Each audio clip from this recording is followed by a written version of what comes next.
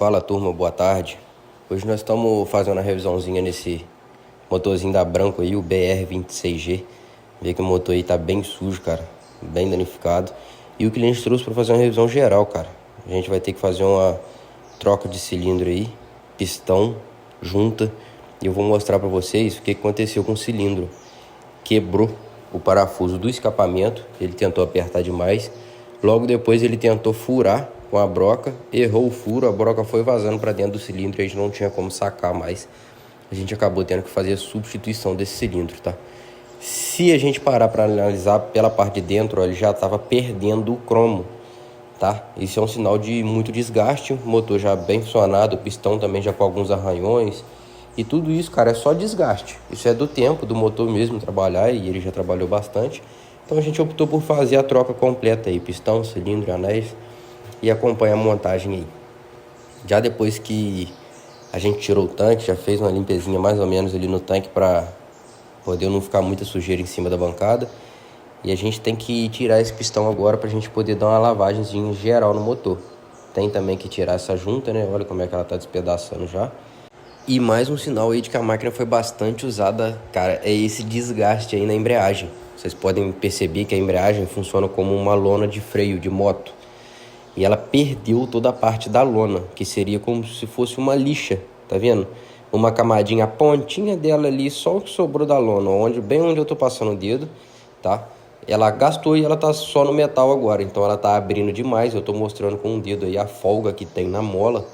Isso é porque como ela diminuiu o tamanho, que ela gastou aquela lixa que ela tem por cima, ela tá tendo que abrir mais para poder encostar no tambor e tá dando essa folga na mola aí, tá perdendo a pressão. Tem que fazer a substituição da embreagem completa, mas o cliente optou por não fazer agora.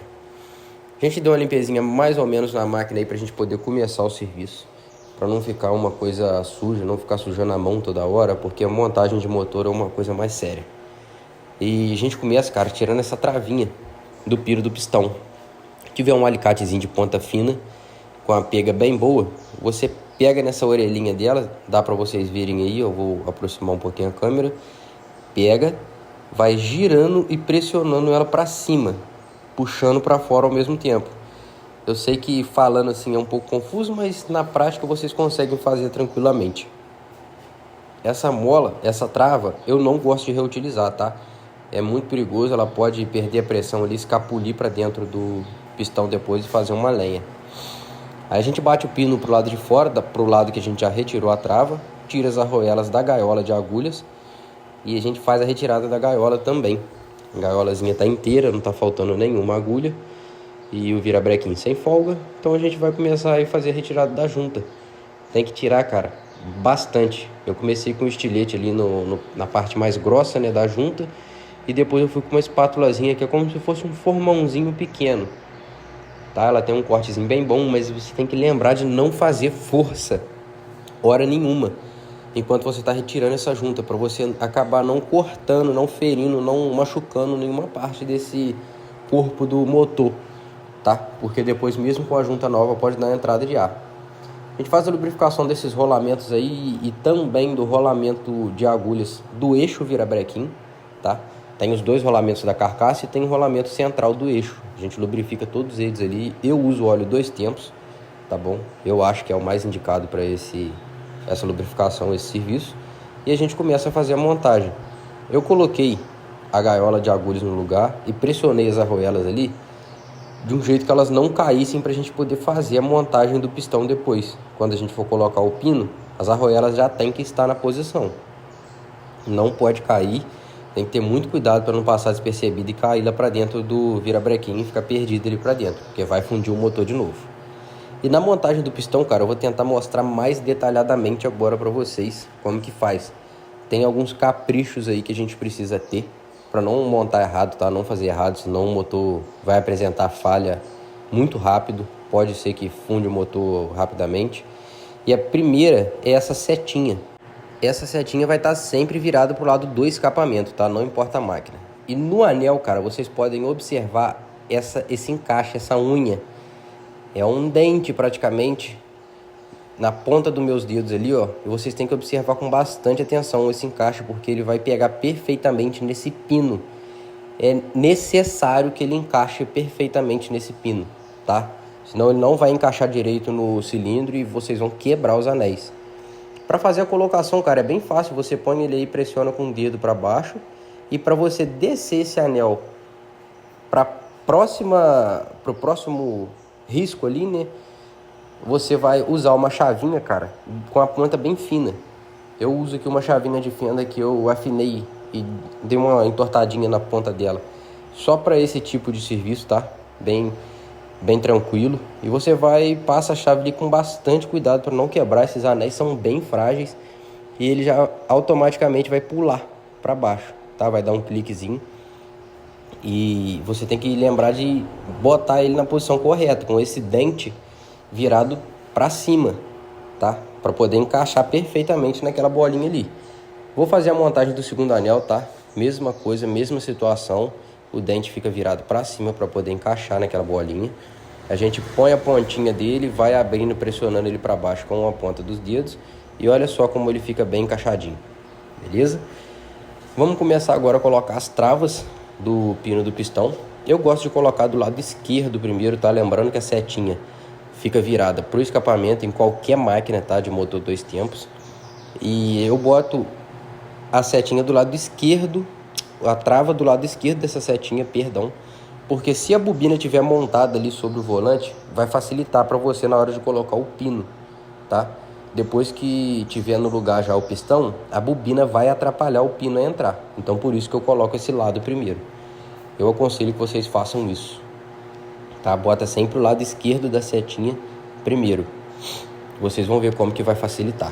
Agora a gente dá uma lubrificadinha no pino para ele entrar com mais facilidade. Não precisar fazer muita força, já que as arruelinhas que estão ali da gaiola de agulha não podem cair.